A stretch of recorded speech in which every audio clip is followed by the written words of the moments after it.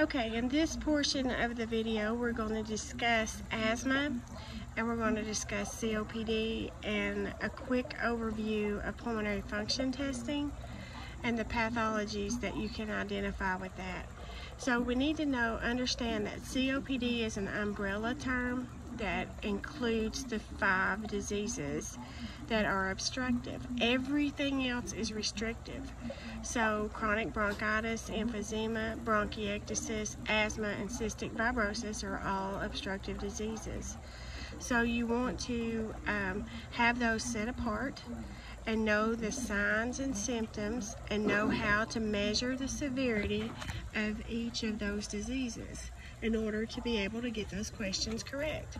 So you know that if you have a patient that you suspect has asthma, you are going to give them back-to-back albuterol treatments in the emergency room, some Solu-Medrol while you have them on oxygen, and you're going to try to keep them from having to be mechanically ventilated. If you do have to ventilate a status asthmaticus patient, one that's truly clamped down and just not moving any air and has a lot of shunting going on because they have severely constricted airways, mucus, then you're going to have to use a lower tidal volume. So remember, if you're asked about mechanical ventilation of the asthmatic patient, then you're going to try to use that 4 to 6 milliliters per kilogram of predicted body weight instead of the 6 to 8 milliliters per kilogram of predicted body weight that you're going to use on a normal patient, okay? So you're going to make sure that you're keeping them oxygenated, keep that saturation and PO2 up. If they have refractory wheezing that just won't go away, then you're going to just continuously give them the continuous albuterol, and then you're going to give them some Solu-Medrol by IV in order to get rid of the inflammation. And a lot of times you just have to wait it out if you can keep them from going into failure before you wait it out. Note that you're going to see an increase in your pH and a decrease in your PCO2 initially because they're hyperventilating, but they're going to tucker out if you don't get them opened up, and they're going to go into respiratory acidosis instead of alkalosis eventually. So we want to get that patient taken care of as soon as possible. Don't be shy about repeating the albuterol neb. A lot of times in the hospital, we put them on a continuous albuterol that'll run for an hour, and just watch that heart rate and make sure that they're not too tacky, because a lot of times, you know, that does increase the heart rate. So you want to get them opened up though. You want to use that lower tidal volume if you have to, so that you don't cause barrel trauma, because their lungs are clamped down. They're constricted severely. So if you try to use a larger tidal volume, you may cause a pneumothorax, and you're going to have a really high peak pressure, because the lung just cannot expand when it's severely constricted.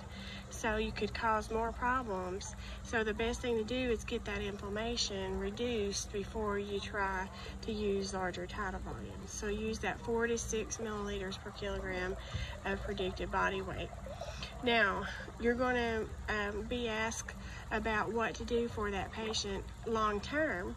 Well, you're going to teach them to use a peak flow meter, and you're going to know what their ideal predicted peak flow is, and then you're going to teach them to use the peak flow daily, and if their results are severely lower than what they should be, then you're going to have them either increase their medication dosage and take a little bit more that day, or if it's just moderately or mildly less than what it should be. If it's moderately less, you're going to have them call the doctor. And if they're in the red zone and it's severely less than predicted, then you're going to have them go to the emergency room. And so that's all about patient education and how to tell what level of constriction they're at and how to treat it and when to call the doctor and when to go to the emergency room. And it's very important to teach our asthmatics that. You're also going to want to use a aero chamber with the MDI, and that way they are able to take a couple different breaths and they're able to get more of the medication. So that may come up as a question, to add that aero chamber or spacer in between the MDI and the patient. Also, you're going to want to know what identifies asthma or COPD on the PFT, knowing that if the FEV1, the amount exhaled that first second of exhalation is reduced, then you know that that is the #1 indicator for obstructive lung disease. And then you're going to know your severities, and the severities run right along the same line as hypoxemia. 80 to 100 is normal, 60 to 80 is mild, basically up into 60 is moderate, and then if you get below 40, you know, into the 30s, then that's definitely severe. So you're going to want to be able to recognize what is obstructive, and that's that really diminished FEV1 result. So you're going to need to know what the predictor was, and then you're going to need to know how severe is it, and then just go by those numbers.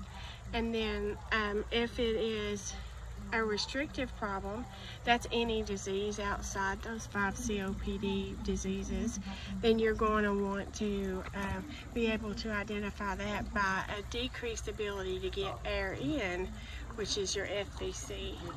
And then your decreased ability to get air out is your FEV1, which is the key to your obstructive diseases. So you need to recognize when the FEF 2575 is decreased, that's your small airway inflammation, and that again shows obstruction. And then if the FEF 200-1200 is reduced, then that is your larger airways, and that shows that there's an obstruction there in the larger airways. And so all of those would show a COPD type disorder, and they're going to need a bronchodilator. They're going to need a preventive medication like Symbicort, Spiriva, Advair.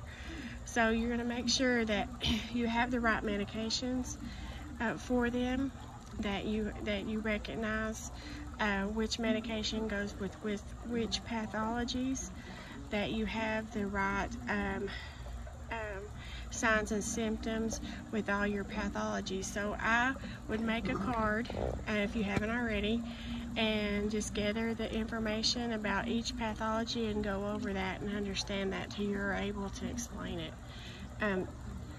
So that's pretty much a good overview of that section of patient assessment. So I'm going to end the video here so it's not too long, and you can break it up in pieces. So hope this is helping.